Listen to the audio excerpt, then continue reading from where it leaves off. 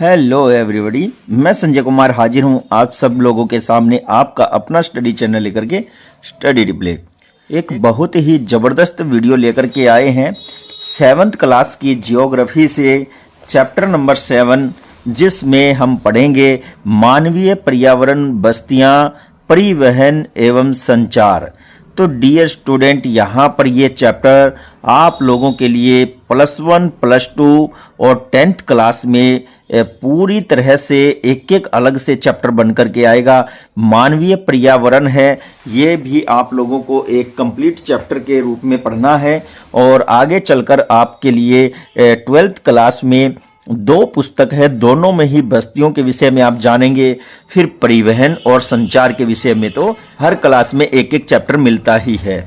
तो बहुत ही बेहतरीन ये वीडियो आप लोगों के लिए रहने वाली है। अगर आप लोग आने वाली क्लासेस में भी एक अच्छी तरह से अपने स्टेटस के साथ उसको ऊंचा उठाते हुए आगे बढ़ना चाहते हैं, तो ये चैप्टर, ये वीडियो आप लोगों को पूरी गहनता के साथ शुरू से लेकर के अंत तक समझनी होगी, देखनी होगी, तब कहीं जाकर के एक एक पहलू आप लोगों को इस चैप्टर के विषय में समझ में आएगा। तो डियर स्टूडेंट, बिल्कुल भी लापरवाही न करें, पूरी ईमानदारी के साथ ही स्टडी करें। आज के दिन बड़ी महंगाई का दौर है, माता पिता अपनी पूरी जीवन भर की कमाई झोंक देते हैं आप लोगों का जीवन बनाने में, तो आप भी उनके इन प्रयत्नों को खराब न जाने दें, उनकी उम्मीदों को तोड़ने न दें। आप उनको सक्सेस होकर उनको एक बहुत ही अच्छा उपहार दे सकते हैं। तो चलिए अब हम अपना ये चैप्टर शुरू करते हैं। तो ये पीछे के बातों को याद करवा रहा है आप लोगों को। तो देखिए, अध्याय 1 में आप पढ़ चुके हैं कि प्रारंभिक मानव भोजन, वस्त्र और आवास के लिए पूर्णतः प्रकृति पर निर्भर था, तो आश्रित था। हमने देखा था पहले चैप्टर में कि भी किस तरह से आदि मानव एक जगह से दूसरी जगह पर भटकता रहता था। कृषि होने पर उसको क्या क्या प्राप्त होता था, वर्षा होने पर उसको क्या प्राप्त होता था, किस तरह की भूमि उसके लिए फायदेमंद थी, तो वो इन सब पर आश्रित था। लेकिन समय के साथ साथ उसने नए कौशल विकसित करके खाद्य पदार्थों का उत्पादन, घर बनाने और यातायात तथा संचार के बेहतर साधनों का विकास किया। तो हमने आपको बताया था पाषाण काल से निकल करके जब नव पाषाण काल में आता है तो बहुत से आविष्कार वो कर लेता है अपने कौशल के दम पर, जैसे कि आग जलाना, पत्थरों की सहायता से घर बना करके रहना, फिर धीरे धीरे वह औजार बनाना सीख जाता है। इस तरह उसने अपने आवास के वातावरण को अपने अनुकूल बनाया। तो उसने जो भी पर्वतीय क्षेत्र थे, जंगल थे या मैदानी क्षेत्र थे, उनको उसने अपने अनुसार ढाल लिया था। अगर मैदानी क्षेत्र में बाढ़ आती रहती थी तो उसने पत्थरों से जो मेड़ थी या बांध था वो बना करके उनको किनारे से टकराने से रोका, किनारे को छूने से बाढ़ों को रोका। तो उसके लिए उसने अपने घर बनाए और कृषि योग्य भूमि भी उसने निर्मित की थी। अब यहाँ हम बात करते हैं बस्तियां। तो बस्तियां वे स्थान है जहां लोग अपने लिए घर बनाते हैं। आदि मानव वृक्षों तथा गुफाओं में निवास करते थे। तो देखिए, आदि मानव पहले तो यूं ही भटकता रहता था, वृक्षों पर सो जाता था और जो पहाड़ थे उनकी गुफाओं में जाकर के वो रहने लगता था। लेकिन जब उन्होंने फसलें उगाना शुरू किया तो उनके लिए एक जगह स्थायी घर बनाना जरूरी हो गया था। जब मनुष्य ने, आदि मानव ने अपने लिए फसलें उगाना शुरू कर दिया था, अनाज उगाना शुरू कर दिया था, ताकि वह स्थायी रूप से अपना भोजन अपने आप ही प्राप्त कर ले बगैर किसी संघर्ष के, तो ऐसा तो उसने किया। लेकिन उन फसलों को जब वो छोड़कर जाता था तो जंगली जानवर आकर के उसकी फसलों को खा जाते थे। तो इसलिए वह उनकी सुरक्षा के लिए भी जहां फसल उगाता था उसी के आसपास वो बस जाता था। बस्तियों का विकास नदी घाटियों के नजदीक ही हुआ। तो सीधी सी बात है, जहां पानी होगा वहां पर लोगों का बसेरा तो होगा ही, क्योंकि उसकी कृषि की क्रियाओं में भी पानी की आवश्यकता होती है। और उसके आम जीवन में तो पानी का महत्वपूर्ण स्थान है ही। तो इसीलिए नदियों की घाटियों से ही लगते हुए क्षेत्र में बस्तियां पाई जाती थी, क्योंकि वहां पर्याप्त मात्रा में जल उपलब्ध था और भूमि उपजाऊ थी। व्यापार, निर्माण एवं वाणिज्य के विकास के साथ ही मानव बस्तियां बड़ी होती गई।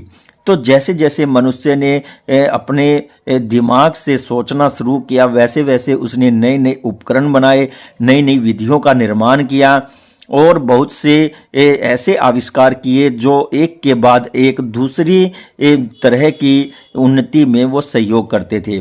तो इस तरह से धीरे धीरे ये छोटी बस्तियां बड़ी होती चली गई। नदी घाटियों के निकट बस्ती बनने लगी और सभ्यता का विकास हुआ। तो जहां भी ये घर इकट्ठे होकर के जब बसने लगे तो एक तरह की वहां दिनचर्या होने लगी। लोगों का जो कार्य था वो एक जैसा होने लगा। उनकी बोलचाल, उनका रहन सहन, खान पान, घर बनाने का तरीका वो लगभग एक समान होने लगा। वो किसी के मरने पर कुछ व्यवहार करते थे तो वैसा ही सभी करते थे, और अगर बच्चे के जन्म पर कोई व्यवहार होता था तो वैसे ही सब मिलकर करते थे। इस तरह से एक सभ्यता का जन्म हो गया। क्या आपको सिंधु, नील, टिग्रिस और हवांग ही नदियों के किनारे विकसित हुई सभ्यताओं के नाम याद हैं?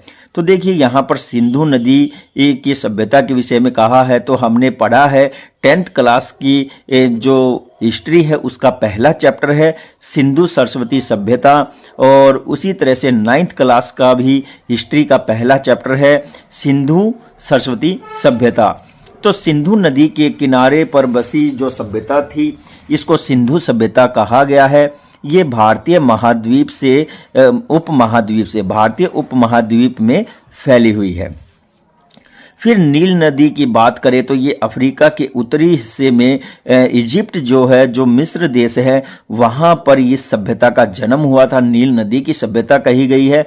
और टिग्रिस सभ्यता भी बहुत ही ज़्यादा फली फूली है और फिर यूरोपियन क्षेत्र में बहुत विस्तारित हुई है, और उसके बाद अरब के क्षेत्र में सभ्यताओं का जन्म हुआ है। और आप देखेंगे तो अमेरिका में भी बहुत सी गहराई तक सभ्यताएं फैली हैं। तो यहाँ माया सभ्यता जो अमेरिकी क्षेत्र है वहाँ पर बहुत ही ज़्यादा पनपी। अब देखिए हवांग ही नदियों के विषय में बताया है तो ये चाइना क्षेत्र की नदी है और वहीं पर इस नदी के किनारे सभ्यता का जन्म हुआ, जिसे आप कन्फ्यूशियस के नाम से पहले जानते थे। अब हम देखते हैं कि इन नदियों के किनारे विकसित हुई सभ्यताओं के जो नाम हैं वो हमने आप लोगों को बता दिए हैं, जो कि आपकी 10th और 9th क्लास की हिस्ट्री की बुक में है। और अगर बोर्ड की बात करें तो यहाँ से क्वेश्चन जरूर पूछ सकता है। वो क्वेश्चन आप लोगों के लिए मैप से भी पूछ सकता है। अब देखिए यहाँ पर क्या आप जानते हैं, कुछ नया हमें पता चलने वाला है। वे स्थान जहाँ भवन या बस्तियां विकसित होती हैं उन्हें बसाव स्थान कहते हैं। तो बिल्कुल ठीक बात है, जहाँ पर भवन बनाए जाते हैं, बड़ी बड़ी घर बना करके बस्तियां बसाई जाती हैं, उन्हें बसाव स्थान कहते हैं। आदर्श बसाव स्थान के चयन के लिए प्राकृतिक दशाएं, तो प्राकृतिक दशाएं होती हैं और उनको देखकर ही कोई व्यक्ति अपना घर बनाता है और वहां पर धीरे धीरे जो बस्ती है वो बस जाती है। तो सबसे पहले तो अनुकूल जलवायु देखेंगे। भाई ऐसे स्थान पर हम अपना घर बना करके क्या करेंगे जहां पर पूरा वर्ष या तो गर्मी रहती है या सर्दी रहती है या फिर आंधी तूफान ही आते रहते हैं। तो ये जलवायु देखनी बहुत जरूरी है। उसके बाद जल की उपलब्धता, भाई ऐसे स्थान पर भी हम घर नहीं बनाना चाहेंगे जहां पर सैकड़ों किलोमीटर तक पानी का कोई स्रोत ही न हो और महिलाओं का एक एक दो दिन तो केवल पानी को लाने ले जाने में ही लग जाता हो। तो पानी का स्रोत जहां होगा वहां पर बस्तियां आसानी से बस जाती हैं। फिर उपजाऊ मिट्टी को स्थान दिया गया है कि अगर हम कहीं पर बसने जा रहे हैं तो वहाँ की मिट्टी भी उपजाऊ होनी जरूरी है, ताकि वहाँ पर खेती करके अपने लिए भोजन का प्रबंध किया जा सके। दूसरी तरफ फिर यहाँ उपयुक्त भूमि भी देखनी पड़ती है। भाई भूमि अगर बंजर है तो वहां पर बसने का कोई फायदा नहीं है। तो भूमि भी एक बहुत ही महत्वपूर्ण एक प्राकृतिक संसाधन है। और भूमि अगर समतल है तथा वहां पर नदी के किनारे तटीय क्षेत्र ज्यादा है तो वह उपजाऊ है। तो ये सारी चीजें देखी जाती हैं, तब कहीं जाकर के एक बस्ती बसाने का विचार किया जाता है। अब अगर हम बात करें यहाँ पर बस्तियां जो हैं वो स्थायी अथवा अस्थायी हो सकती हैं। तो बस्तियां स्थायी अस्थायी हो सकती हैं, यानी कि परमानेंट और टेम्परेरी। तो परमानेंट बस्तियां तो वो हैं जहां पर सारी फैसिलिटीज काफी मात्रा में लंबे समय तक रहती हो। और दूसरा जो अस्थायी है वो ये होती है कि भाई वहां पर एक समय में, मतलब साल के किसी निश्चित समय में विपरीत दशाएं उत्पन्न हो जाती हैं, तो वहां से निकलकर दूसरे जगह पर जाना पड़ता है। जैसे कि जो बंजारे होते हैं वो अपना निवास बदलते रहते हैं, इसी तरह से जो बर्फीले क्षेत्र है, पहाड़ी क्षेत्र है, वहां से ऊंचाई से लोग उतर करके नीचे आ जाते हैं क्योंकि वहां पर बर्फबारी होने लगती है। तो यहां देखिए, जो बस्तियां कुछ समय के लिए बनाई जाती हैं उन्हें अस्थायी बस्तियां कहते हैं। और घने जंगलों, ठंडे एवं गर्म रेगिस्तानों तथा पर्वतों के निवासी अक्सर अस्थायी बस्तियों में रहते हैं। तो यहाँ पर हमने आपको पहले ही डिटेल से बता दिया, घने जंगलों यानी कि जंगलों के आसपास जो है बहुत ही ज़्यादा खतरा रहता है, तो इसलिए वहाँ पर स्थायी रूप से नहीं बसते लोग। फिर उसके बाद ठंडा जो क्षेत्र होता है वहाँ पर भी स्वास्थ्य को प्रभावित करने वाली प्रतिकूल जो परिस्थितियाँ हैं वो पाई जाती हैं। और फिर गर्म रेगिस्तानी क्षेत्रों में तो प्रॉब्लम ही प्रॉब्लम है, कभी आंधी तूफान से रेत प्रॉब्लम और तो कभी पानी की कमी की प्रॉब्लम। तथा पर्वतों के क्षेत्र वो मैं आप लोगों को बता चुका हूं, बर्फबारी की वजह से ऐसा होता है। और इसका एक कारण ऑक्सीजन की कम मात्रा भी होती है। तो वे संग्रहण, अखेट और स्थानांतरित कृषि तथा ऋतु प्रवास करते थे। तो कौन करते थे? पहले जो लोग अपनी बस्तियां बसाते थे वो इस तरह से अपने सारे आचरण करते थे। वो संग्रहण करते थे, यानी कि वस्तुओं का, भोजन का वो जो है इकट्ठा करते थे, उनका संग्रहण करते थे। आखेट का मतलब है वो शिकार करते थे। स्थानांतरित कृषि, एक स्थान पर कुछ समय के लिए कृषि की, फिर उसको छोड़ देते थे स्थान को, फिर दूसरे स्थान पर कृषि योग्य भूमि तैयार करके वहां कृषि करते थे। इसे स्थानांतरित कृषि कहते हैं। इसी कृषि का दूसरा नाम है झूम खेती। और ऋतु प्रवास करते थे, तो ऋतु के अनुसार ही ये लोग प्रवास करते थे। वर्षा ऋतु के समय वो उन क्षेत्रों में चले जाते थे जहां पर वर्षा ऋतु की फसलें उगानी होती थी। और शीत ऋतु में ये उन क्षेत्रों में चले जाते थे जहां पर शीत ऋतु की फसलें उगानी होती थी। और ग्रीष्म ऋतु में वो ग्रीष्म की फसलों वाले क्षेत्रों में वो चले जाते थे। यद्यपि अधिकांश बस्तियां आज स्थायी बस्तियां हैं, तो ये बात तो बिल्कुल ठीक है। आज जो अधिकांश बस्तियां हैं वो स्थायी बस्तियां हैं, क्योंकि आज वो दशाएं नहीं है। आज हमारे देश में ही हम देखें तो प्रत्येक जगह पर स्थायी रूप से लोगों ने अपने अपने रिकॉर्ड के अनुसार अपने घर बना लिए हैं, अपने खेत निर्धारित कर लिए हैं। अतः दूसरे को उसमें वो हस्तक्षेप नहीं करने देते। अब वो बात नहीं है। पहले बात दूसरी थी, जो खुली जमीन पड़ी रहती थी तो लोग आते थे, जाते थे और वहां पर रहते भी थे। तो इन बस्तियों में लोग रहने के लिए अपना घर बनाते हैं। तो ये बस्तियां हैं तभी इतनी बढ़ जाती हैं कि ज़्यादा मात्रा में इन लोगों के लिए सारी अनुकूल परिस्थितियां होती हैं, तो ये बस्तियां बस जाती थी। अब हम देखते हैं यहाँ पर मेरी का जन्मदिन था। तो इस चैप्टर में एक पात्र है मेरी, उसका एक उस मेरी का जो है जन्मदिन था। केक काटने के लिए वह अपने मित्रों के साथ गुरप्रीत का इंतजार कर रही थी। तो गुरप्रीत का वो इंतजार कर रही थी अपने मित्रों के साथ। आखिरकार खांसती, थकी और हाफती हुई गुरप्रीत वहां पहुंची, यानी कि वो थकी हुई थी और खांसती हुई आ रही थी, हाफती हुई आ रही थी, तो वो भागी भागी आ रही थी। उसने बताया कि अत्यधिक यातायात जाम था, यानी कि बहुत ज्यादा रश था सड़क पर।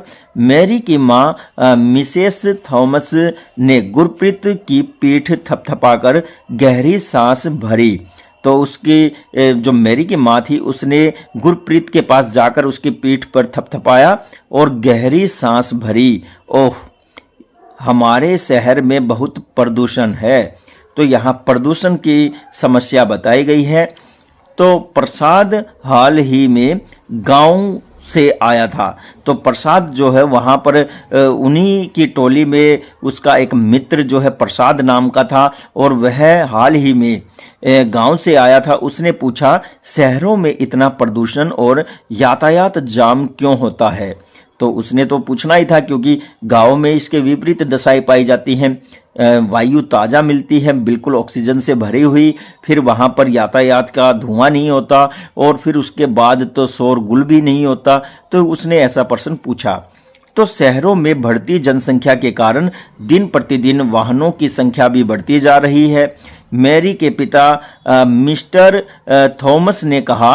मैरी ने पूछा, ठीक है, तो पहले तो थॉमस ये बात कहता है कि भाई शहरों की जो जनसंख्या है वो बढ़ती जा रही है, और इसी वजह से दिन प्रतिदिन वाहनों की संख्या भी बढ़ती जा रही है। अब वाहन चलेंगे तो प्रदूषण भी होगा। तो ये थॉमस कहता है। अब मैरी ने पूछा, तब लोग शहर क्यों आते हैं? तो मैरी का भी सवाल जो है सही है। तो वो कहती है, जब यहाँ पर प्रदूषण है इतना, तो लोग बसने के लिए शहरों की तरफ ही क्यों आते हैं, उससे बचते क्यों नहीं? उसकी मां ने उत्तर दिया, वे यहाँ बेहतर शिक्षा, नौकरी और चिकित्सीय सुविधा की तलाश में आते हैं। तो उसकी मां ने कहा कि भाई वो लोग जो प्रवास करते हैं वो इसलिए आते हैं कि गांव में जो है बेहतर शिक्षा, बेहतर क्या भाई, छोटे स्कूल होते हैं प्राइमरी तक या फिर मिडिल तक, और आगे की शिक्षा नहीं हो पाती, फिर नौकरी के साधन नहीं होते वहां पर, और जो अस्पताल की सुविधा है वो भी वहां ना के बराबर होती है। एक प्राथमिक चिकित्सालय होता है, अगर किसी को भयंकर कोई चोट लग जाए या एक्सीडेंट हो जाए या अटैक आ जाए तो वो फिर शहरों की तरफ ही भागते हैं। तो इन सुविधाओं को देखते हुए भी लोग शहरों की तरफ आकर के बसना पसंद करते हैं। तो यहाँ बताया है कि मैरी ने फिर पूछा, यदि इतनी अधिक संख्या में लोग शहर में आते रहेंगे तो ये सभी लोग कहाँ रहेंगे? तो मैरी की टेंशन भी सही है।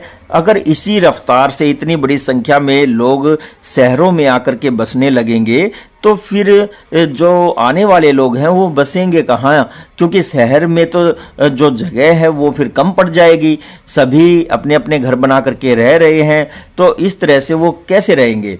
तो मिस्टर थॉमस कुछ कहते हैं, वो कहते हैं कि हाँ बिल्कुल, क्या कहते हैं?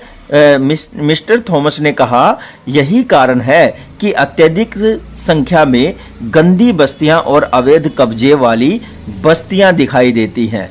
तो यही कारण है, क्योंकि ग्रामीण जो लोग हैं जो सुविधाओं के लिए शहरों में आकर के बसना चाहते हैं, उनको फिर यहाँ पर जगह तो नहीं मिलती, क्योंकि सब जगह बिक चुकी होती है, और फिर अगर कुछ जगह होती भी है तो वो बहुत ज़्यादा महंगी होती है। तो मजबूरन वो क्या करते हैं, वो शहर के किसी खाली पड़े स्थान पर या लगते स्थान पर वो बस्तियां बना करके रहने लग जाते हैं, झुग्गी झोपड़ियां डाल लेते हैं, जिससे वहां पर तंग रास्ते होते हैं, सुविधाओं का अभाव होता है, साफ सफाई की व्यवस्था नहीं होती, इसलिए यहाँ पर शब्द गंदी बस्तियां कहा गया है। और अवैध कब्जे का मतलब है कि जबरन किसी की जमीन पर कब्जा कर लेना, अधिकार कर लेना।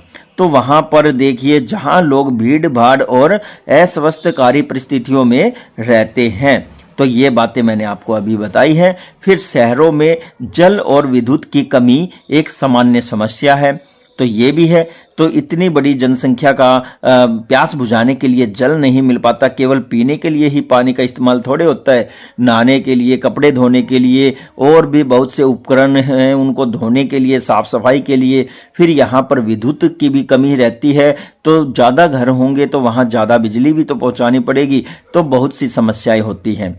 अब प्रसाद जो लड़का है वो क्या कहता है? प्रसाद ने कहा, हमारे गांव में बड़े सिनेमा घर, अच्छे अस्पताल और अच्छी सुविधाओं वाले स्कूल नहीं हैं।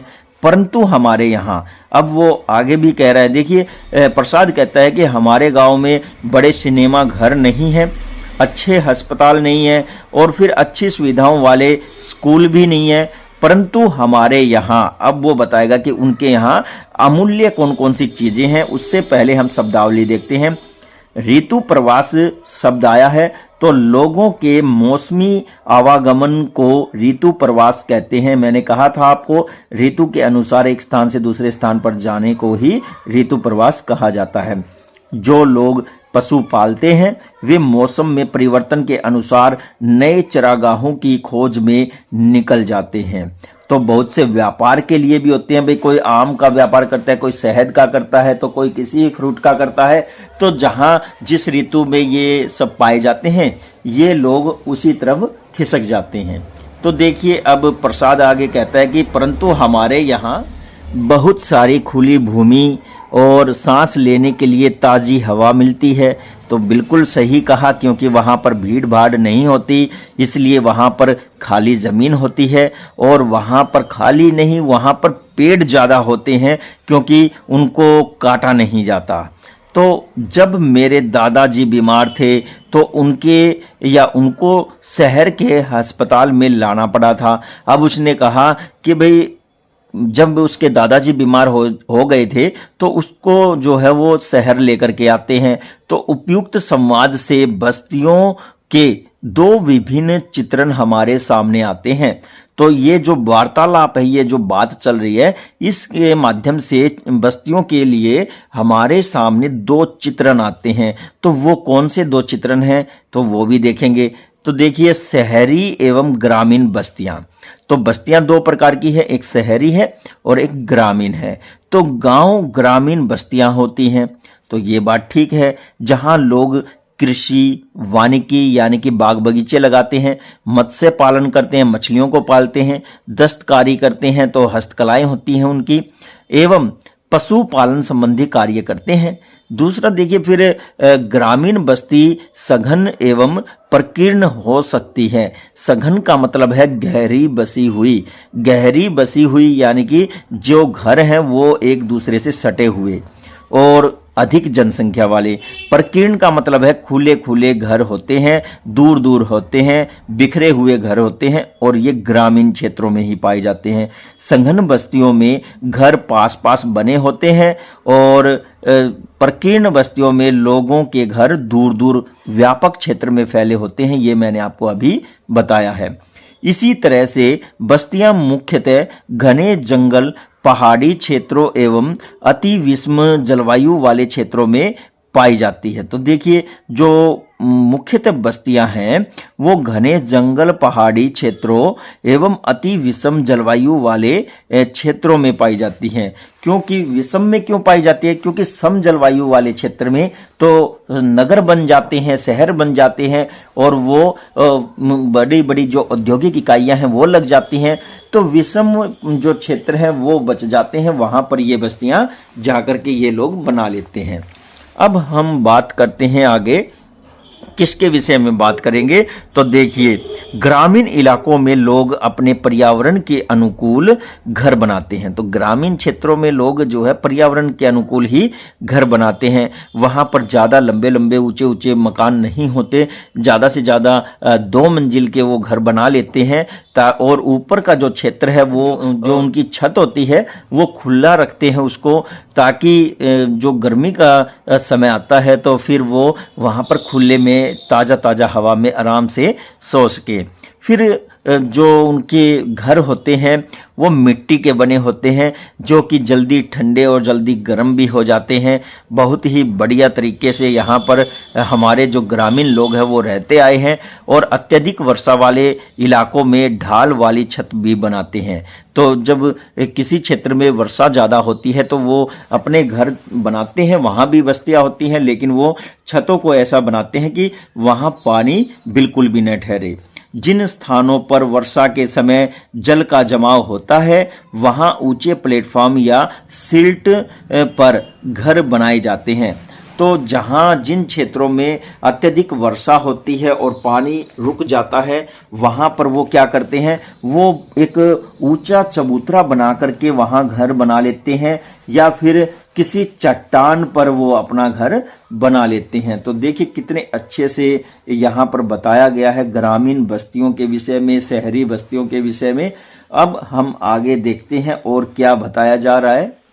तो यहाँ पर देखिए गर्म जलवायु वाले इलाकों में मिट्टी की मोटी दीवार वाले घर पाए जाते हैं। तो गर्म इलाकों जो क्षेत्र हैं, गर्म इलाके के जो क्षेत्र हैं, वहां पर जो घर पाए जाते हैं वहां पर मिट्टी की मोटी दीवारों वाले घर पाए जाते हैं। क्यों, ऐसा क्यों है? क्योंकि मिट्टी की जो मोटी दीवारें हैं वो गर्म हवाओं के प्रभाव को निष्प्रभावी करती हैं, जिनकी छतें फूस की बनी होती हैं और फूस की इसलिए बनाई जाती है ताकि जो घर है उसकी जो गर्मी है, हुमस है, वो निकलती रहे। फिर स्थानीय सामग्री जैसे कि पंक, मिट्टी का एक प्रकार है यहाँ पर, पंक, पत्थर, चिकनी मिट्टी, तृण यानी कि जो तिनके हैं, जो डंडियां हैं और आदि का इस्तेमाल करके घर बनाया जाता है। तो देखिए यहाँ पर आपने देखा होगा अब तो गांव के जो क्षेत्र हैं, जो घर हैं, वहां पर भी पक्के घर बन गए हैं, सीमेंटेड घर बन गए हैं, वहां भी संगमरमर का इस्तेमाल हो गया है, जो गलियां हैं वो पक्की हो गई हैं। लेकिन फिर भी हमारे देश में बहुत से ऐसे राज्य हैं जिनके अंदरूनी क्षेत्रों में आज भी ये मिट्टी वाले घर आप आराम से देख सकते हैं। ग्रामीण या नगरीय बस्तियां हो, इनकी अपनी अपनी विशेषताएं होती हैं। तो देखिए आगे, नगरीय बस्तियों में नगर छोटी तथा शहर उनसे बड़ी बस्तियां पाई जाती है। तो नगर जो है वहां पर नगरीय बस्तियां तो नगरों में पाई जाती है और शहर जो होता है उसमें उनसे बड़ी बस्तियां पाई जाती हैं। तो आप देखेंगे कि जो गांव होता है वह कुछ 100 घरों का ही एक गांव होता है, उसमें ज्यादा से ज्यादा कुछ हजार परिवार मिल जाते हैं। फिर आप देखेंगे जब यह संख्या लाख में चली जाती है तो वो एक कस्बा बन जाता है, फिर उसके बाद वो नगर बनता है और नगर के बाद जब उसकी जनसंख्या 5 लाख से ज्यादा हो जाती है, बढ़ जाती है, तो फिर वो शहर में बदल जाता है और फिर उसके बाद 10 लाख तक जाते जाते वह क्या बन जाता है, वह जो महानगर हैं उनमें धीरे धीरे बदलता चला जाता है। तो इस तरह से ये पैमाना रखा गया है नगरों के वर्गीकरण का। अब हम देखेंगे परिवहन। उससे पहले यहाँ हम एक आकृति देखते हैं घर की। तो जरा सोचिए ये घर जो है ये किन क्षेत्रों में बनाया जाता होगा। तो देखिए, आप बर्फ से बने आवास कहाँ पाते हैं, इसने पूछा है। उन्हें कौन बनाता है और वे क्या कहलाते हैं? तो ये जो पिट्ठू हैं, पिट्ठू बोलते हैं इन घरों को, और ये जो घर हैं ये बर्फीले क्षेत्रों में बनाए जाते हैं, है ना। तो ये आप लोगों को अच्छे से समझ में आया होगा। अब हम परिवहन के विषय में देख लेते हैं। तो परिवहन लोगों और सामान के आवागमन के साधन होते हैं। बिल्कुल ठीक कहा है। पुराने समय में अधिक दूरी की यात्रा करने में बहुत अधिक समय लगता था। तो पुराने समय में तो बहुत ही ज्यादा समय लगता था, इसमें कोई दो राय नहीं है। अगर एक गांव से दूसरे गांव में जाना होता था तो लोग पैदल चले जाते थे, और 2-3 गांव में आगे जाना होता था तो भी वो पैदल चले जाते थे। सुबह जाते शाम होने तक वो आ जाते थे। लेकिन अगर लंबी दूरी तय करनी थी तो वो क्या करते थे, वो घोड़ों का इस्तेमाल करते थे, वो बग्गी बना लेते थे बैल की, या फिर जो घोड़े होते हैं उनसे, उन बग्गियों के रास्ते से वो जाते थे, माध्यम से वो जाते थे और अपना कार्य करके वो निकल करके आते थे। बहुत लंबी लंबी यात्राओं पर वो जाते थे, महीनों तक की वो यात्राएं करते थे, तब कहीं जाकर के वो अपने गंतव्य स्थान पर पहुंचते थे। तो इस तरह से समय बहुत लगता था। उस समय लोग पैदल चलते थे और अपने सामान को ढोने के लिए पशुओं का इस्तेमाल करते थे। अब देखिए मानव कितना चतुर है। पहले जब मानव इतना दिमाग नहीं लगाता था तो वो जब चलता था तो अपने साथ पशुओं को लेकर चलता था, अपना सामान पशुओं पर लाद देता था। अब पशुओं पर लाद देता था और पशु भी चलता था और साथ साथ में वो मानव भी चलता था। लेकिन चलते चलते खुराफाती दिमाग में उसके आइडिया आ गया कि भाई अब ये सामान तो अपने आप चलेगा नहीं, ठीक है, पशु को खाना चाहिए, पानी चाहिए, उसका प्रबंध करना है, ठीक है। तो उसने सोचा क्यों ना मैं ऐसा प्रबंध करूं कि मैं भी बैठ करके जाऊं और इसको खाना दे देंगे रास्ते में। तो देखिए मनुष्य ने दिमाग लगाया, अगर इससे भी जबरदस्त दिमाग अगर वो पशु लगा लेता तो शायद कहानी आज दूसरी और होती। तो यहाँ समझने वाली बात है, मनुष्य ने दिमाग लगाया तो दिमाग तो है ही मनुष्य में, अब हमारे स्टूडेंट में दिमाग तो है ही। अगर वो दिमाग को पॉजिटिव लेकर के वो स्टडी में आगे बढ़ते हैं तो वो बड़े बड़े इंजीनियर साइंटिस्ट बन जाएंगे। और अगर वो ऐसा नहीं करते हैं, मोबाइल के चक्रव्यूह में फंस जाते हैं और जो सामाजिक परिवेश है हमारा तो उसमें भी अगर वो उलझ जाते हैं तो फिर वहाँ भी डिस्टर्ब हो जाएगी उनकी लाइफ। तो ये बच्चों को ही डिसीजन लेना होता है कि किस तरह से उन्हें आगे बढ़ना है। तो देखिए पहिए के आविष्कार से परिवहन आसान हो गया, समय के साथ साथ परिवहन के विभिन्न साधनों का विकास होता गया। तो देखिए पहले पहिए का आविष्कार हुआ, फिर बैलगाड़ी आई, तो बैलगाड़ी, फिर बग्गी गाड़ी आई, है ना। बैल थोड़ा स्लो चलता है तो घोड़ा तेज चलता है तो बग्गी बना ली। अब उसके बाद फिर उसको और भी जो है उसने आविष्कार किए, उसने दिमाग लगाया तो फिर उसने इंजन वगैरह बना लिए, तो बड़ी बड़ी गाड़ियां बना ली। अब आप देख सकते हैं गाड़ियां बना ली तो और भी ज्यादा तीव्र उसको पहुंचना था, तो उसके लिए उसने क्या कर दिया, ऐसा इंजन बनाया जो हवा में उड़े, जिसका इस्तेमाल आज एरोप्लेन में होता है। परंतु आज भी लोग परिवहन के लिए पशुओं का इस्तेमाल करते हैं। तो ये बात भी ठीक है, आज भी जो लोग हैं वो परिवहन के लिए पशुओं का इस्तेमाल तो करते ही हैं। और अगर आप लोग कहीं घूमने जाते हैं तो अलग से एक स्थान ऐसा मिलता है जहां पर घोड़े, ऊंट आदि पाए जाते हैं जिनकी आप सवारी करते हैं, विशेष तौर से पर्वतीय क्षेत्रों में। तो अभी हम देखें तो हमारे देश के बहुत से क्षेत्रों में, और हम अगर बात करें तो हरियाणा के बहुत से क्षेत्रों में घोड़ा गाड़ी यानी कि बग्गी जो है वो ज्यादा समय नहीं हुआ है लुप्त हुए, वो अभी भी चलती रही हैं। 12 से 15 से 10 से 15 साल के अंतराल तक हुआ होगा, अभी तक 10 से 15 साल ही हुए होंगे। इसी दौरान ये बग्गियां जो है खूब चलती थी हमारे आसपास और हमने देखा है। और जब ऊंट रेड़े हैं वो भी होते थे, वो भी बहुत से लोगों ने देखे हैं, लेकिन आज की जनरेशन इनसे अलग है तो वो नहीं देख पाई है।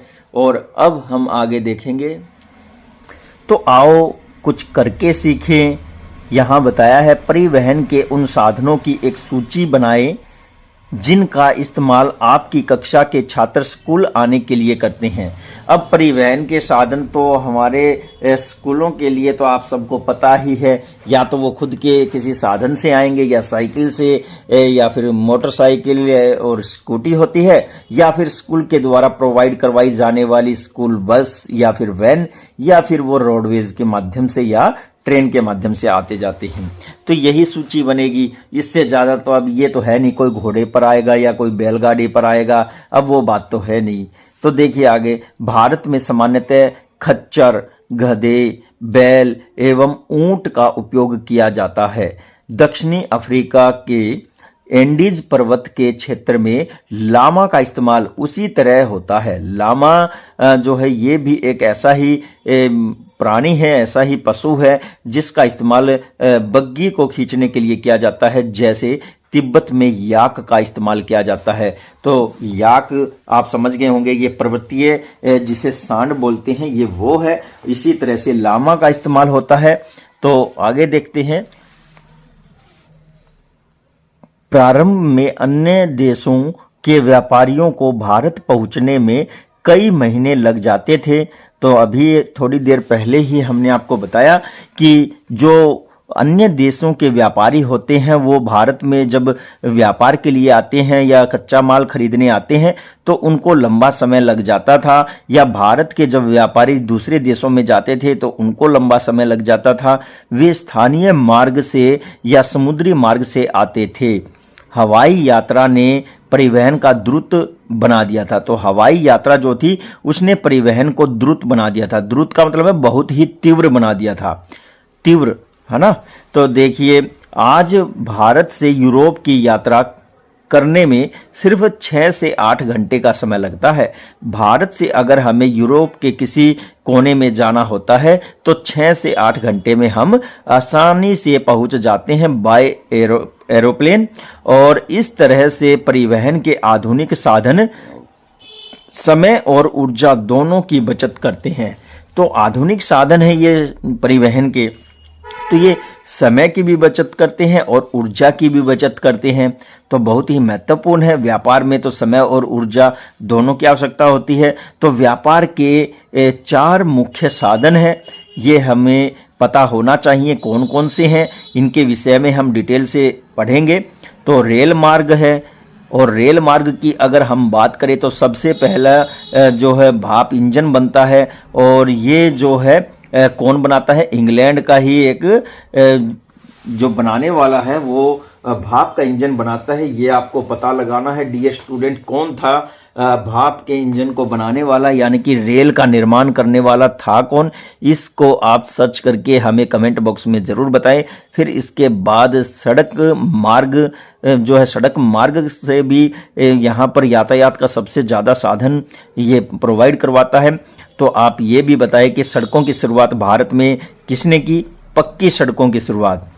तो ये भी आपको कमेंट बॉक्स में बताना है। फिर आपको देखना है जल मार्ग के विषय में। तो जल मार्ग, भारत तक पहुंचने का जल मार्ग सबसे पहले किसने खोजा था और किसने सबसे पहले शिप बनाया था, तो ये भी आपको बताना है और ये भी कमेंट बॉक्स में आप मुझे ज़रूर बताइए। फिर है वायु मार्ग। तो वायु मार्ग के माध्यम से सबसे तीव्र व्यापारिक गतिविधियां की जाती हैं। और वायु यान जो है, एरोप्लेन की खोज किसने की थी, ये भी आपको पूरी डिटेल से कमेंट बॉक्स में मुझे बताना है कि किसने वायुयान का निर्माण किया था, उनका नाम क्या था, वो किस देश के थे। ये सारी बातें आपको पता होना चाहिए। अब है, क्या आप जानते हैं, बहुत ही महत्वपूर्ण यहाँ पर तथ्यों के साथ हम कुछ जानने वाले हैं। तो देखिए, जाइनिंग से लासा के मध्य, जाइनिंग यहाँ क्या कहा है, जाइनिंग से लहसा के मध्य चलने वाली रेलगाड़ी समुद्र तल से 4000 मीटर की ऊंचाई पर चलती है। समुद्र का जो तल है उससे 4000 मीटर की ऊंचाई पर ये चलती है, जिसका सबसे ऊंचा बिंदु समुद्र तल से 5072 मीटर है। यानी कि सबसे ऊंचाई जो पॉइंट है वहां तक वो होते हुए अपने गंतव्य तक जाती है और वो ऊंचाई है 5072 मीटर। तो देखिए, अब रेल जो है कितनी ऊंचाई तक हमने या फिर विश्व के किसी भी कोने में बना ली गई है। और पर्वतीय क्षेत्रों में रेल परिवहन को बना पाना इतना सरल नहीं होता है। उसमें बहुत ही ज़्यादा संसाधनों की आवश्यकता होती है, टेक्नोलॉजी की आवश्यकता होती है, श्रम की आवश्यकता होती है और धन की तो आवश्यकता होती ही है। तो ये सभी के सभी जो संसाधन हैं, ये किसी भी देश के लिए बहुत ही ज़्यादा मूल्यवान संसाधन है। उस देश की अर्थव्यवस्था काफ़ी हद तक इन्हीं के ऊपर टिकी हुई होती है। एक देश की परिवहन व्यवस्था, संचार व्यवस्था और उसमें जो संसाधन पाए जाते हैं, उन सभी के द्वारा ही वहाँ के लोगों का जीवन निर्भर करता है। तो यहाँ पर हमने परिवहन के साधन हम कर रहे हैं। तो परिवहन आपको पता है, रेल मार्ग, सड़क मार्ग, जल मार्ग और वायु मार्ग है। साथ ही इसके साथ एक परिवहन और भी है जिसे हम पाइपलाइन परिवहन कहते हैं। तो अब हम इन परिवहन के साधनों में एक एक करके सभी के विषय में समझेंगे। तो पहले हम रेल परिवहन के विषय में जानते हैं। रेल के द्वारा तीव्रता से और कम खर्च में लोगों का आवागमन तथा भारी सामान को ढोने का कार्य होता है। तो रेल बहुत बड़ी मात्रा में लोगों को और सामान को एक जगह से दूसरे जगह पर सुगमता से ले जाने में बहुत ज़्यादा मदद करती है। यह व्यापारिक रूप से क्रांति का एक रूप लेता है जब 1750 के लगभग इंग्लैंड के अंदर जब पहला रेल इंजन जो भाप का इंजन था उसका आविष्कार हुआ। तो देखिए यहां बताया है वाष्प के इंजन के आविष्कार और औद्योगिक क्रांति ने रेल परिवहन के तीव्र विकास में सहायता प्रदान की। तो यहां पर जैसे जैसे औद्योगिक क्रांति फैलती गई और वाष्प इंजन का आविष्कार हुआ तो इसका प्रयोग औद्योगिक रूप से सबसे ज्यादा किया जाने लगा। डीजल और विद्युत इंजनों ने व्यापक रूप से वाष्प के इंजन का स्थान ले लिया था। भाप के इंजन जो थे उनकी जगह आगे चलकर विद्युत और डीजल से चलने वाले इंजनों का नंबर आता है। आज लगभग बहुत ज्यादा अगर हम बात करें तो विद्युत इंजनों का ही प्रयोग किया जाता है, क्योंकि डीजल की मात्रा बहुत ज्यादा लगती है और फिर यह संसाधन तीव्र गति से कम हो रहा है, इसलिए अब विद्युत इंजनों का ज्यादा निर्माण किया जाता है। सुपर फास्ट रेलगाड़ियों से परिवहन की गति और भी तीव्र हो गई है। तो सुपर फास्ट जो रेलगाड़ियां हैं उससे परिवहन की गति में बहुत ज्यादा तीव्रता आई है। कम समय में लंबी दूरी तय की जाने लगी। भारी भारी वस्तुओं को जल्दी से औद्योगिक स्थानों से बाजारों तक पहुंचाया जाने लगा। मैदानी भागों में रेल मार्गों का जाल जो है वो व्यापक रूप से फैला हुआ है, क्योंकि मैदानी क्षेत्रों में रेलवे लाइन डालने के लिए उपयुक्त भौगोलिक दशाएं होती हैं और इस तरह की दशाओं की वजह से मैदानी क्षेत्रों में रेल परिवहन का जाल बिछ जाता है। उन्नत प्रौद्योगिकीय कौशल से दुर्गम पहाड़ी इलाकों में भी रेल मार्ग बनाना संभव हो गया है। यानी कि यहाँ हमने अभी तक पढ़ा है, जो छोटी क्लासेस में पढ़ते आए हैं कि जो रेल परिवहन है वो पहाड़ी क्षेत्रों में बड़ा ही दुर्गम होता है, वहां पर बनाना बहुत ही खतरनाक होता है। लेकिन अब मानव ने अपने प्रौद्योगिकीय कौशल से यानी कि तकनीकी ज्ञान की वजह से पहाड़ी क्षेत्रों में सुरंगें बना करके वहां रेल परिवहन के जाल बिछा दिए हैं, लेकिन इनकी संख्या काफी कम है। भारतीय रेल मार्गों का जाल भांति भांति विकसित है। तो यहां देखिए भली भांति विकसित है, भांति भांति नहीं, भली भांति विकसित है। यह एशिया में सबसे बड़ा है। तो भारतीय जो रेल मार्ग है या भारतीय रेल जाल जो है वो एशिया में सबसे ज्यादा विस्तृत है। अब देखिए क्या आप जानते हैं, तो यहां हम कुछ इंपॉर्टेंट क्वेश्चन को समझेंगे। ट्रांस साइबेरियन रेल मार्ग संसार का सबसे लंबा रेल मार्ग है। तो संसार का सबसे लंबा रेल मार्ग कौन सा है? ट्रांस साइबेरियन रेल मार्ग, जो पश्चिमी रूस में सेंट पीटर्सबर्ग से प्रशांत महासागरीय तट पर स्थित व्लादिवोस्टोक, तो व्लादिवोस्टोक तक ये रेल मार्ग जाता है। तो डियर स्टूडेंट, यहाँ हम विश्व का एक छोटा सा जो मानचित्र है वो देख रहे हैं। तो किस तरह से आप यहाँ देख सकते हैं कि ये पश्चिमी जो क्षेत्र है उसको प्रशांत के सुदूर क्षेत्रों से जोड़ देता है। तो यहाँ पर रूस का ये मैप आप देख रहे हैं और ये वो ट्रांस साइबेरियन जो रेल मार्ग है वो यहाँ से होते हुए इस तरह से जुड़ा हुआ है 2 पॉइंट से।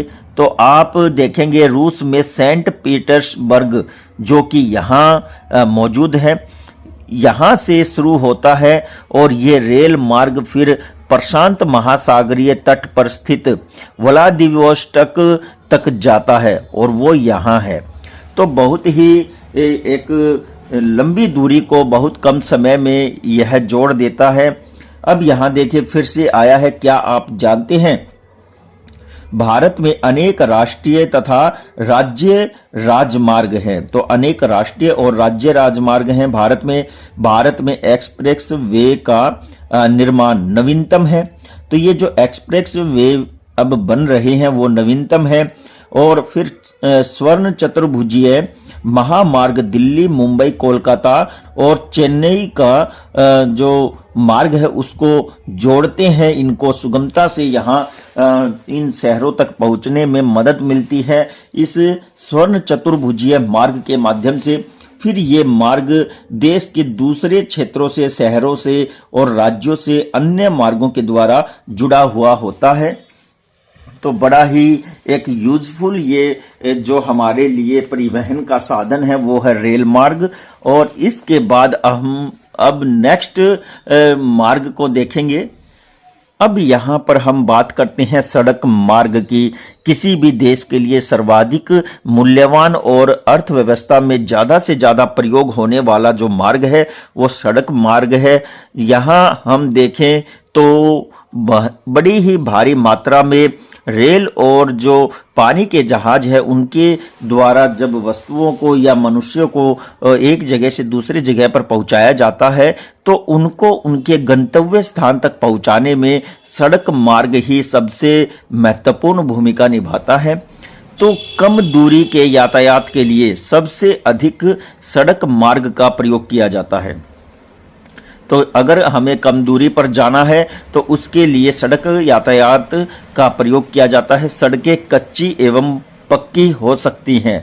फिर यहाँ मैदानी क्षेत्रों में सड़कों का घना जाल बिछा है। तो मैदानी क्षेत्रों में सड़कें आसानी से बनाई जा सकती हैं और इनका जाल बिछा होता है। वनों, मरुस्थलों एवं ऊंचे पहाड़ों जैसे स्थानों पर भी सड़कें बनी हुई है।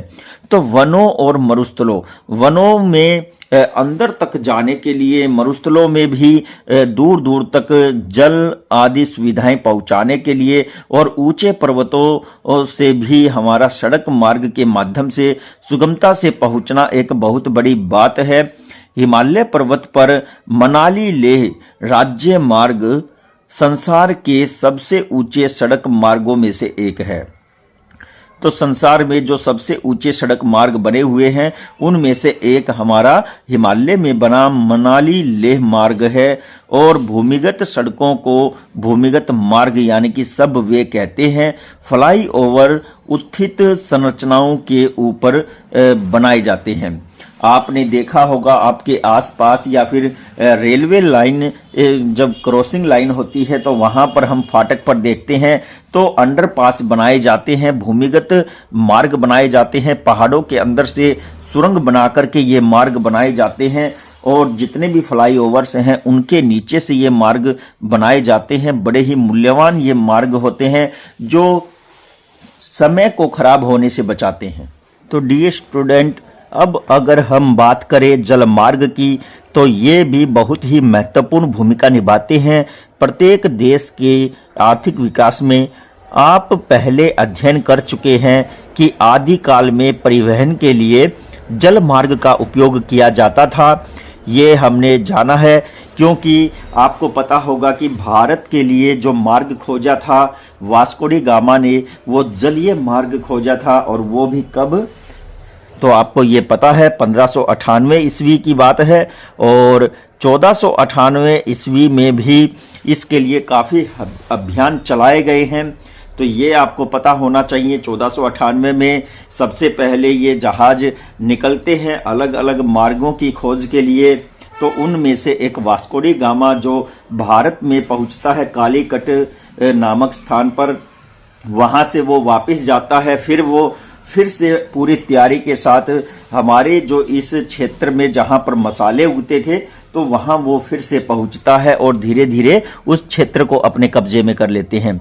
अधिक दूरी में भारी और बड़े आकार वाले सामानों को ढोने के लिए जल मार्ग सबसे सस्ता और सुलभ साधन होता है।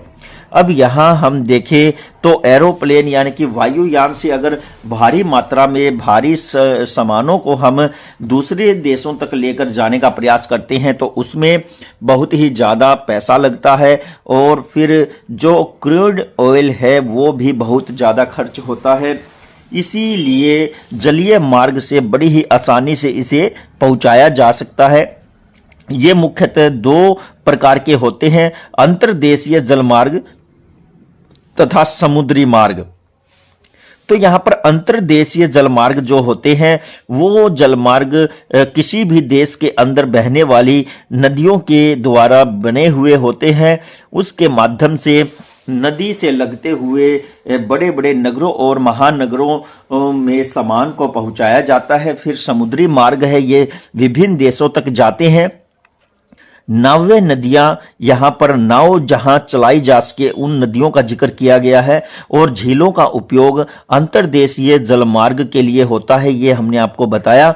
कुछ महत्वपूर्ण अंतर्देशीय जलमार्ग कौन से हैं तो देखिए, गंगा ब्रह्मपुत्र नदी तंत्र है, यहाँ पर अंतर्देशीय जलमार्ग है। फिर अफ्रीका में नील नदी और उत्तरी अमेरिका में ग्रेट लेक है, वहां पर अंतर्देशीय जो जलमार्ग है वो निर्मित है। समुद्री और महासागरीय मार्गों का इस्तेमाल सामान्यतः व्यापारिक माल और सामान को एक देश से दूसरे देश में पहुंचाने के लिए करते हैं। तो ये भी हमने आपको पहले ही बताया है कि जब विभिन्न देशों के बीच में व्यापारिक रूप से वस्तुओं का आदान प्रदान होता है, खरीद फरोख्त होती है, तो वो सारी वस्तुएं समुद्री मार्ग के माध्यम से आसानी से सस्ते में पहुंचाई जाती हैं। और ये मार्ग पतनों से जुड़े होते हैं, जिन्हें हम बंदरगाह कहते हैं, उनसे ये जुड़े हुए होते हैं। संसार के कुछ महत्वपूर्ण पतन है, एशिया में सिंगापुर और मुंबई तथा उत्तर अमेरिका में न्यूयॉर्क, फिर उसके बाद लॉस एंजिल्स, और यूरोप में लंदन, अफ्रीका में डरबन, फिर उसके बाद केप टाउन है। और दक्षिण अमेरिका में अगर बात करें तो रियो डी जेनेरो और ऑस्ट्रेलिया में सिडनी। क्या आप संसार के कुछ और पतनों के नाम बता सकते हैं? तो संसार के और भी बहुत से पतन हैं और उनके विषय में आपको सूची बनानी है, कौन कौन से हैं वो पतन। अब हम आगे देखेंगे वायु मार्ग के विषय में। तो डियर स्टूडेंट, अगर हम बात करें वायु मार्ग की, तो ये बहुत ही कम समय में अपने गंतव्य तक पहुंचाने वाला एक यातायात का साधन है, लेकिन यह बड़ा ही किफायती है, यानी कि बहुत ही महंगा है। तो 20वीं सदी के आरंभ में विकसित हुआ यह परिवहन का सबसे तीव्र मार्ग है। ईंधन की लागत अधिक होने के कारण यह सर्वाधिक महंगा साधन है। तो बहुत ही महंगा साधन है। और इसकी शुरुआत जब राइट्स बंधु जो इंग्लैंड से संबंधित रहे हैं, उन्होंने 1903 में पहली बार एक एरोप्लेन को बना करके उड़ाया था। हालांकि वह पहली बार जब उड़ा था तो कुछ दूरी तक ही उड़ने के बाद वह फिर से जमीन की पृथ्वी की सतह पर आ जाता है, लेकिन इसमें राइट बंधु धीरे धीरे सफलता प्राप्त कर लेते हैं और एक दूरी तय करने वाले बहुत ही अच्छे वायुयान का निर्माण कर लेते हैं। वायु यातायात खराब मौसम जैसे तूफान एवं कोहरे से को प्रभावित होता है। तो यहाँ पर जो मौसमी प्रणालियां हैं या मौसमी जो हालात है वो वायु यातायात पर पूरा असर डालते हैं। अगर मौसम खराब होता है, किसी भी तरह से मूसलाधार बारिश है या फिर तूफान है, तो कोहरे के समय ऐसी कंडीशन में जो वायुयान है उनको उड़ाया नहीं जाता, क्योंकि उनका दुर्घटनाग्रस्त होने का बहुत खतरा बना रहता है। यह यातायात का अकेला साधन है जो सर्वाधिक दुर्गम और दुरूह स्थानों तक पहुंच सकता है। तो ये ऐसे ऐसे स्थानों तक आराम से पहुंच सकता है जहां पर हम जमीन और जल के माध्यम से आसानी से नहीं पहुंच पाते, और विशेष रूप से ये जहां रेल मार्ग और सड़कें नहीं हैं। तो ऐसे स्थानों पर इस वायु के यातायात के माध्यम से हम अपना संपर्क दूसरे क्षेत्रों से कर सकते हैं। हेलीकॉप्टर अगम्य स्थानों और संकटकालीन स्थितियों में लोगों को बचाने तथा भोजन, कपड़े, जल और दवाएं बांटने के लिए एक बहुत ही उपयोगी साधन है। तो हम देखते हैं कि जब भी किसी क्षेत्र में, किसी देश में बाढ़ आती है तो वहां पर फंसे हुए लोगों को वहां से निकालने के लिए उन तक मूलभूत आवश्यकताओं वाली जैसे कि भोजन, पानी जैसी जो चीजें हैं वो पहुंचाने के लिए इस वायु यातायात का प्रयोग किया जाता है। और जब कहीं भी युद्ध छिड़ जाते हैं तो सभी देश अपने अपने नागरिकों को जो वहां फंसे हुए हैं उनको निकालने के लिए इसी यातायात का प्रयोग करते हैं। फिर आगे हम देखते हैं तो बहुत ही महत्वपूर्ण बातें हैं। कुछ महत्वपूर्ण हवाई पतन है, जैसे हवाई पतन का मतलब आप समझ गए होंगे, जो बंदरगाहों के साथ बने हुए हवाई पट्टियां हैं। तो Mumbai, Delhi, New York, Paris, London, Frankfurt और काहिरा, ये जो प्रमुख जगह बताई गई है, यहाँ पर हवाई पतन है। बड़ी आसानी से इस यातायात के साधन से लोगों को और वस्तुओं को एक स्थान से दूसरे स्थान पर पहुंचाया जाता है। अब डियर स्टूडेंट, हम देखते हैं संचार के विषय में। तो देखिए यहाँ पर आओ कुछ करके सीखें। तो देखिए हिंदी, अंग्रेजी और क्षेत्रीय भाषा के कुछ समाचार पत्रों और टीवी चैनलों के नाम लिखें। तो ये तो आप बहुत ही आसानी से कर लेंगे कि समाचार पत्रों के नाम और टीवी चैनलों के नाम पूछे गए हैं। फिर यहाँ पर संचार के विषय में जानते हैं, लेकिन उससे पहले हम चर्चा करते हैं पाइपलाइन की। तो डियर स्टूडेंट, पाइपलाइन एक बहुत ही ज्यादा आधुनिक नवीनतम परिवहन का साधन है। इस पाइपलाइन के माध्यम से गैस तथा पेट्रोलियम और पीने योग्य पानी को भी एक स्थान से दूसरे स्थान तक पहुंचाया जाता है। यहाँ तक कि अब तो खदानों से लोहे को पिघलाकर उसके गंतव्य स्थान तक पहुंचाया जाता है। अगर हम भारत की बात करें तो भारत से पाइपलाइन के माध्यम से पेट्रोलियम को अलग अलग बड़ी बड़ी जो परिष्करण शालाएं हैं, जहां पर पेट्रोलियम को परिष्कृत किया जाता है और उससे अन्य मूल्यवान वस्तुओं को निकाला जाता है, तो उन रिफाइनरीज तक पेट्रोलियम को पहुंचाया जाता है। जैसे मुंबई हाई से लेकर के फिर मथुरा और जो पानीपत की हमारी रिफाइनरीज हैं वहां तक इसे पहुंचाया जाता है। विजयनगर तक इस पाइपलाइन के माध्यम से कच्चे तेल को पहुंचाया जाता है। तो बहुत ही महत्वपूर्ण ये संसाधन है। अब हम देखते हैं तो एक यहाँ पर जो है हस्ताक्षर हुए थे पाकिस्तान, चाइना और अफगानिस्तान के बीच में तेल को पहुंचाने के लिए। तो ये पाइपलाइन अभी बन रही थी, लेकिन बीच में इसका काम अभी रुका हुआ है।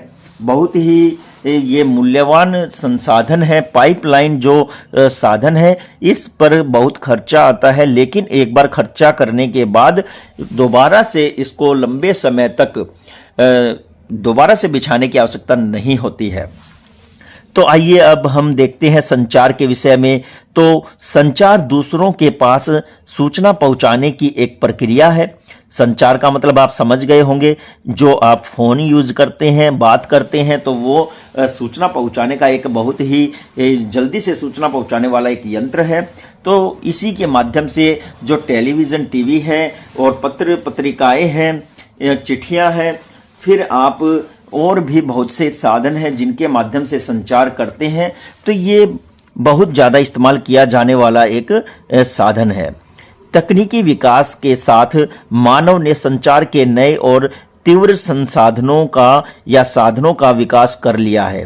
तो जैसे जैसे मानव ने तकनीकी विकास किया, वैसे वैसे मानव ने संचार के साधनों को भी तीव्रतम कर दिया। अब हम देखते हैं कि भाई अमेरिका में अगर कोई भी घटना घटती है तो तुरंत हमारे देश में कुछ ही पल में मिल जाती है उसकी सूचना, या हमारे देश की कोई भी सूचना है तो विश्व के प्रत्येक कोने में पहुंच जाती है कुछ ही पलों में। ऐसा कैसे हो पाता है? तो ऐसा हो पाता है, हमारे जो स्पेस है, हमारी पृथ्वी की जो कक्षा है जिसे कहते हैं, उसमें हमारे द्वारा या फिर अलग अलग देश के द्वारा जो सैटेलाइट्स लगाए गए हैं, उनकी सहायता से वो जो संचार की वेव्स हैं उनको कैच करता है और फिर उनके दूसरे स्थान तक उनको पहुंचा देता है। तो इसी तरह से इस साधन का बहुत ज्यादा इस्तेमाल होता है आज के दिन। संचार तंत्र के विकास का वर्णन करता है। तो संचार तंत्र जो है वो किसका वर्णन करता है? विकास का जो है वर्णन करता है। तो संचार के क्षेत्र में विकास से पूरे संसार में सूचना क्रांति आई है। तो यहाँ हम देखेंगे जो संचार है, इसके विकास होने से पूरे विश्व भर में सूचना क्रांति आ गई है कि सूचनाओं को एक स्थान से दूसरे स्थान पर पल भर में पहुंचाया जाता है। सूचना प्रदान करने के लिए, शिक्षा और मनोरंजन के लिए संचार के विभिन्न साधनों का इस्तेमाल होता है। तो यहाँ पर शिक्षा में भी बहुत ही ज़्यादा ये अपना स्थान बनाए हुए हैं और फिर इसके साथ ही मनोरंजन के लिए इसका बहुत ही ज़्यादा उपयोग किया जाने लगा है। फिर आगे हम देखें तो समाचार पत्रों, टेलीविजन एवं रेडियो के द्वारा हम बड़ी संख्या में लोगों के साथ संचार कर सकते हैं। तो बड़ी संख्या में व्यक्ति जो हैं एक देश से दूसरे देश के संपर्क में आते हैं, अपने विचार जानते हैं, अपने विचारों को प्रकट करते हैं और किसी भी मुद्दे को वो अच्छे से सुलझा सकते हैं। इसलिए इनको जनसंपर्क माध्यम कहते हैं। तो ये जनसंपर्क का एक माध्यम है। सैटेलाइट की सहायता से संचार में तीव्रता आई है और तेल की खोज, भूमिगत जल, वनों का सर्वेक्षण, खनिज संपदा, आपदा पूर्व चेतावनी तथा मौसम पूर्वानुमान आदि में सैटेलाइट सहायक होते हैं। तो सैटेलाइट को स्थापित करने से कितनी जो है फायदे होते हैं, कितनी सहूलियत हो जाती है, सुविधाएं होती हैं किसी भी देश को, तो आप समझ सकते हैं।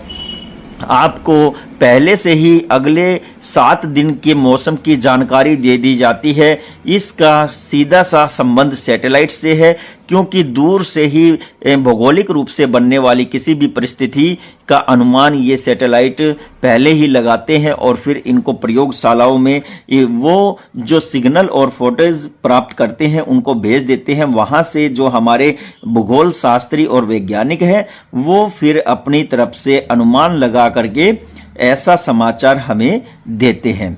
अथवा यहाँ हम देखते हैं कि जब हम इंटरनेट के माध्यम से इलेक्ट्रॉनिक मेल या फिर ईमेल भेज सकते हैं, तो ये भी एक बहुत ही क्रांतिकारी यहाँ कदम है कि इसी सैटेलाइट के द्वारा इंटरनेट का संचालन होता है और इस इंटरनेट की द्वारा ही हम अपने जो इलेक्ट्रॉनिक मेल है या फिर ईमेल है वो कहीं भी भेज सकते हैं। आप घर बैठे बैठे नौकरी के लिए अप्लाई कर सकते हैं या आप अपना किसी भी कंपनी को उसके साथ लिंक कर सकते हैं। तो आज सेल्यूलर फोन के द्वारा बेतार टेलीफोनिक संचार बहुत अधिक लोकप्रिय हो चुका है, जिसे हम मोबाइल कहते हैं। शुरू में जब संचार की शुरुआत हुई थी तो इसमें जो पत्र थे वो पक्षियों के द्वारा भेजे जाते थे। फिर उसके बाद जो तार वाले टेलीफोन थे उनका इस्तेमाल होने लगा। फिर उसके बाद और ज़्यादा तकनीकी विकास करने के बाद बगैर तार वाले वायरलेस सेलुलर मोबाइल फोन आ गए। अब हम देखते हैं तो देखिए अब इससे ज़्यादा इंटरनेट के माध्यम से विश्व भर के या फिर विश्व भर में केवल सूचना और परस्पर समीपता ही नहीं मिलती, बल्कि इसने हमारा जीवन अधिक सुखमय भी बनाया है या बन गया है। तो हमारा जीवन सुखमय बन गया है। आज आपको कुछ भी नहीं आता है, जो आपको किचन का कार्य करना है तो आप उसके माध्यम से YouTube से देख सकते हैं और आप वो कार्य कर सकते हैं। अगर आपको किसी चैप्टर को समझने में प्रॉब्लम हो रही है तो आप उससे संबंधित वीडियो को आप YouTube में चला करके देख सकते हैं। तो ये विभिन्न तरह की फैसिलिटीज हमें देता है। अब हम घर बैठे ही हवाई जहाज, रेल एवं सिनेमा या फिर होटल तक के लिए टिकट आरक्षित करवा सकते हैं। सारे संसार में इस प्रकार लोगों एवं सेवाओं और संस्थाओं के मध्य तीव्र गति से अपनी संपर्क संभव होने के कारण आज हम एक वृहद विश्व समाज के रूप में विकसित हो रहे हैं।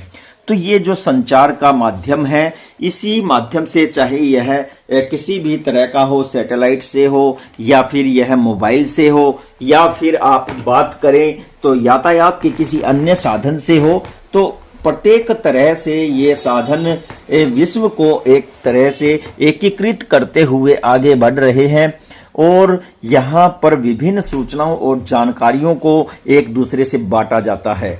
अब डियर स्टूडेंट हम आगे देखते हैं।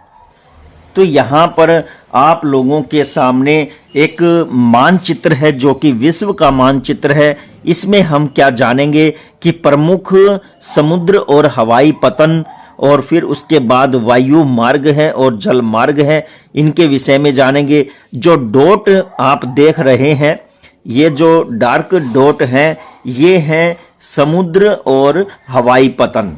तो ये आपको तटीय क्षेत्रों में ज़्यादा देखने को मिलेंगे।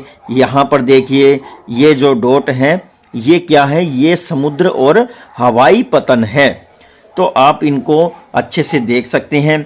फिर यहाँ पर वायु मार्ग जो कि लाल आप लाइन देख रहे हैं ये वायु मार्ग है।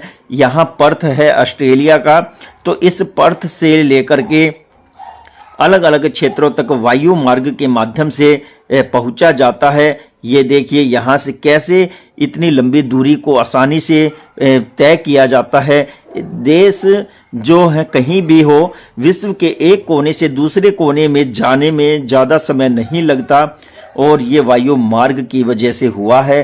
फिर हम बात करते हैं जल मार्ग की, तो आप येलो की जगह जो ये ब्लू लाइन आप देख रहे हैं ये है जल मार्ग की लाइनें, जो आप व्यापारिक रूप से ज़्यादा इस्तेमाल होती रही है उनको समझेंगे।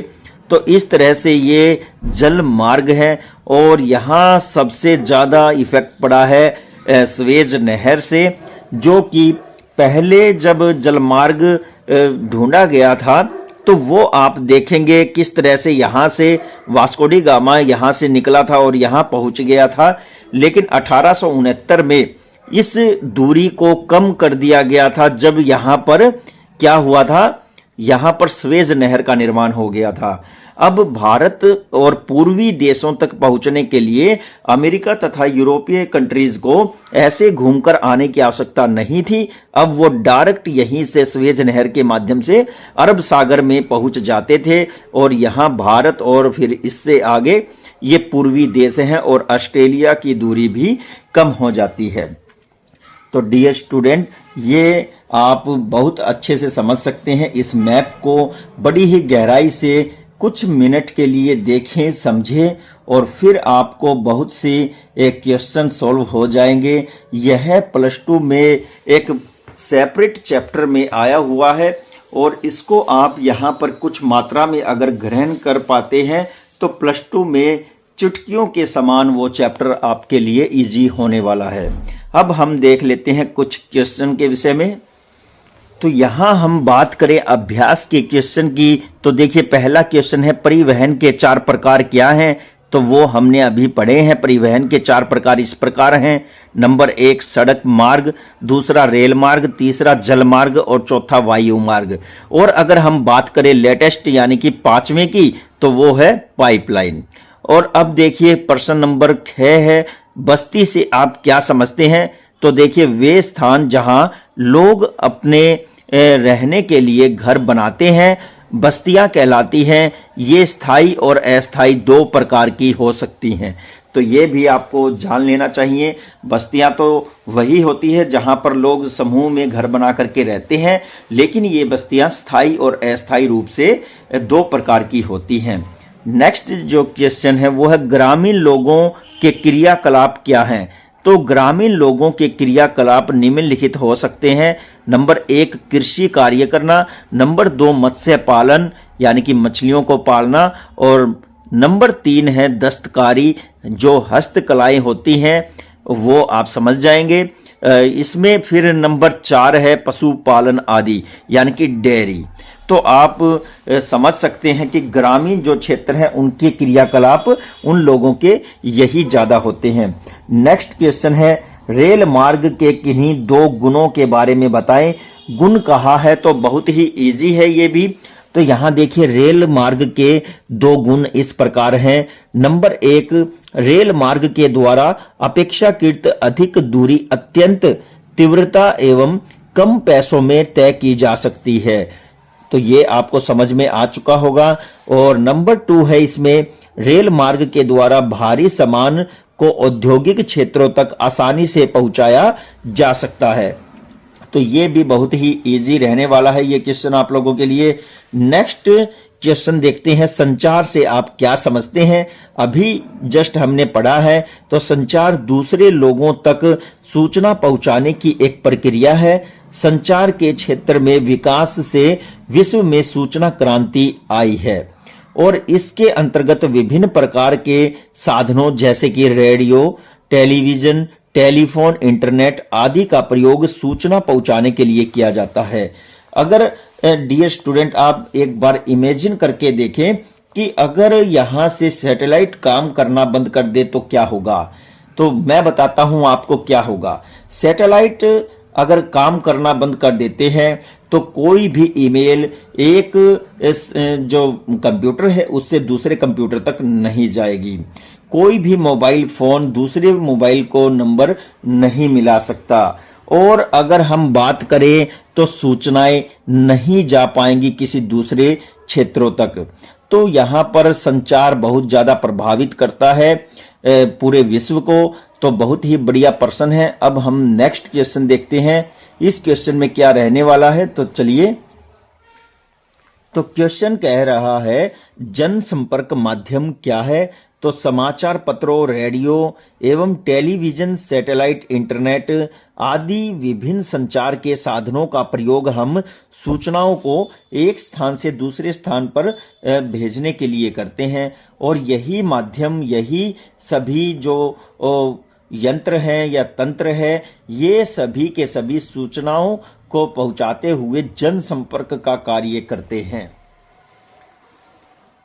तो इन सूचनाओं का आदान प्रदान करने के लिए इनका प्रयोग किया जाता है। इन्हीं साधनों को जनसंपर्क माध्यम कहा जाता है। अब यहाँ पर ऑप्शनल क्वेश्चन है, तो सही उत्तर चिह्नित कीजिए। तो इसका पहला क्वेश्चन है, इनमें से कौन सा जो संचार का साधन है वो नहीं है। तो यहां बताना है इनमें से कौन सा संचार का साधन नहीं है। बिल्कुल इजी है, टेलीफोन, पुस्तक, मेज। तो आंसर आपको पता है मेज रहने वाला है। नेक्स्ट क्वेश्चन है, इनमें से कौन सा सड़क का भूमिगत निर्माण नहीं है। तो यहां हम देखेंगे फ्लाई ओवर, एक्सप्रेस वे और सब वे। तो आंसर है सब वे। तो एक्सप्रेस जो वे है वो भी ऊपर बनता है, फ्लाई ओवर है वो भी ऊपर बनता है, सब वे अंदर पृथ्वी को खोद करके बनाया जाता है। नेक्स्ट जो है हमारा वो है, किसी द्वीप पर पहुंचने के लिए निम्न में से कौन सा यातायात का साधन प्रयुक्त या उपयुक्त है। तो क्या कहा है इसने, द्वीप पर पहुंचने के लिए कहा है। तो ये आपका जहाज है या मालगाड़ी है ना, रेलगाड़ी है या फिर कार है। तो जहाज इसमें सही आंसर रहने वाला है। नेक्स्ट क्वेश्चन की अगर हम बात करें तो कह रहा है, यातायात का कौन सा साधन पर्यावरण को प्रदूषित नहीं करता है। तो पर्यावरण को जो प्रदूषित नहीं करता, तो देखिए साइकिल, बस या हवाई जहाज। तो हवाई जहाज, बस में जो पेट्रोल है वो डाला जाता है जिससे धुआं होता है, लेकिन साइकिल में ऐसा नहीं होता। तो ये इसका आंसर है। बहुत ही इंपॉर्टेंट ये क्वेश्चन है। अब हम नेक्स्ट देखते हैं। तो ये आप लोगों के लिए यहां पर सही मिलान करना है। तो इंटरनेट है, इंटरनेट का मिलान यहां किससे किया जाएगा, संचार का एक साधन है और वो है यहां ऑप्शन नंबर 4। फिर 6 नंबर पे है नहर मार्ग। तो नहर मार्ग के विषय में बताना है। तो इसका आंसर है क्वेश्चन नंबर ऑप्शन नंबर 3, अंतर्देशीय जलमार्ग। फिर आता है नगरीय क्षेत्र। तो नगरीय क्षेत्र के लिए जो आंसर बनेगा वो है क्षेत्र जहां लोग उत्पादन, व्यापार और सेवा क्षेत्र में कार्य करते हैं, उसे नगर क्षेत्र कहते हैं। अब है सघन बस्ती। तो सघन बस्ती का अगर हम बात करें तो आसपास निर्मित घरों वाले जो क्षेत्र हैं उनको सघन बस्ती कहते हैं। इनमें घर बिल्कुल समीप बने होते हैं। अब इसके बाद यहाँ कारण बताइए, इसमें हम कुछ क्वेश्चन देखेंगे। तो वो है, आज विश्व सिमटता जा रहा है, कारण बताइए। तो जी हाँ स्टूडेंट, बहुत ही इजी है ये बात और यहाँ सही कहा गया है कि विश्व जो है सिमटता जा रहा है। आज संपूर्ण विश्व के लोगों एवं सेवाओं तथा संस्थाओं के बीच तीव्र गति से आपसी संपर्क संभव होने के कारण हम एक वृहद विश्व समाज के रूप में विकसित हो रहे हैं और संचार के विभिन्न साधनों के माध्यम से आज संपूर्ण विश्व छोटा दिखाई देने लगा है, जिससे परस्पर समीपता का एहसास होता है। तो समीपता यानी कि जो दूर दराज के जो देश हैं, क्षेत्र हैं, वो आज इस संचार के माध्यम से बहुत ही ज्यादा नजदीक आ गए हैं। बहुत ही ज्यादा इंपॉर्टेंट ये क्वेश्चन है। कारण बताओ में एक ही क्वेश्चन था, अन्य परीक्षा उपयोगी क्वेश्चन है कुछ, हम वो देखते हैं। तो यहाँ पर ये आप लोगों के लिए अन्य उपयोगी प्रश्न है। तो बस्तियों के नदी घाटियों के समीप स्थित होने के कोई 2 कारण बताओ, ये पूछा है। तो ऑप्शन इसका आंसर है नंबर 1 उपजाऊ भूमि का उपलब्ध होना, नंबर 2 है पर्याप्त मात्रा में जल की उपलब्धता। तो कहीं पर पानी नहीं होगा तो लोग क्यों रुकेंगे, वहां क्यों बसेंगे। अगर वहां पर वो खेती ही नहीं कर पाए अपने लिए भोजन प्राप्त करने के लिए, तो वहां पर वो लोग नहीं रुक सकते। तो यहां आप समझ गए होंगे, बस्ती जो है उसको बसाने के लिए नदी घाटियों की समीपता जो है बहुत ज्यादा जरूरी है। नेक्स्ट क्वेश्चन है, स्थायी एवं अस्थायी जो बस्तियां हैं उनको स्पष्ट कीजिए। तो स्थायी बस्तियां हैं जो बस्तियां काफी लंबे समय तक रहने के लिए बसाई जाती हैं, उन्हें स्थायी बस्तियां कहते हैं। अस्थायी बस्तियां जो बस्तियां कुछ समय के लिए बसाई जाती हैं, उन्हें अस्थायी बस्तियां कहा जाता है। उन्हें अस्थायी बस्तियां कहते हैं। और घने जंगलों में, गर्म तथा ठंडे रेगिस्तानों और पर्वतों के निवासी प्राय अस्थायी बस्तियों में ही निवास करते हैं। अंतिम क्वेश्चन है जो कि बड़ा ही इंपॉर्टेंट है, बर्फ के घर कहाँ पाए जाते हैं, इनमें कौन रहता है तथा इन्हें क्या कहा जाता है। तो देखिए, बर्फ के घर ध्रुवीय प्रदेशों में पाए जाते हैं। ध्रुवीय मतलब आपको पता होगा कि जो ध्रुव हैं हमारे पृथ्वी पर, उन प्रदेशों में, उन क्षेत्रों में ये जो बर्फ के घर हैं वो पाए जाते हैं। इनमें रहने वाले लोगों को एस्किमो कहा जाता है। क्या कहा जाता है? एस्किमो। तथा इन घरों को इग्लू भी कहा जाता है। तो इन घरों को क्या कहा जाता है? इग्लू। बहुत ही महत्वपूर्ण ये चैप्टर है आप लोगों के लिए। इस वीडियो को 2 से 3 बार जरूर सुने, समझे, जाने। और अगर आपने इस वीडियो को अभी तक लाइक, कमेंट, शेयर नहीं किया है तो प्यारे विद्यार्थियों, आपका अपना चैनल है, इसको और भी लंबे समय तक चलाए रखने के लिए इस चैनल को लाइक, कमेंट, शेयर जरूर करें। ज़्यादा से ज़्यादा लोगों तक इस चैनल का लिंक आप भेजें और उनको इस चैनल से जोड़ें। तथा नए स्टूडेंट जो पहली बार इस चैनल को देख रहे हैं, इसी तरह की और भी महत्वपूर्ण वीडियोस के नोटिफिकेशन प्राप्त करने के लिए आप लोग जल्दी से जल्दी इस चैनल को सब्सक्राइब अवश्य करें। साथ ही साथ हम आप लोगों के लिए जीके, करंट अफेयर, रीजनिंग तथा हिंदी, इंग्लिश और फिर भौगोलिक रूप से महत्वपूर्ण क्वेश्चन तथा ऐतिहासिक घटनाओं पर आधारित बहुत ही अच्छे क्वेश्चन हम इस चैनल पर लेकर के आते हैं। तो आप लोगों के लिए सक्सेस होने का ये पॉइंट बहुत ही अच्छी भूमिका निभा रहा है। ऐसा हमें बहुत से कमेंट मिलते हैं कि इस चैनल के माध्यम से आप लोगों को काफी फायदा हो रहा है। तो डियर स्टूडेंट, आप लोगों से हम निवेदन करते हैं कि आपका अपना चैनल है, इसको आप जितना ज्यादा प्रोत्साहित करेंगे उतना ही ज्यादा यह आप लोगों के लिए कार्य करने वाला है। तो फिर से मिलेंगे हम एक नई और बढ़िया वीडियो के साथ। तब तक के लिए मुझे दीजिए इजाजत। नमस्कार, जय हिंद।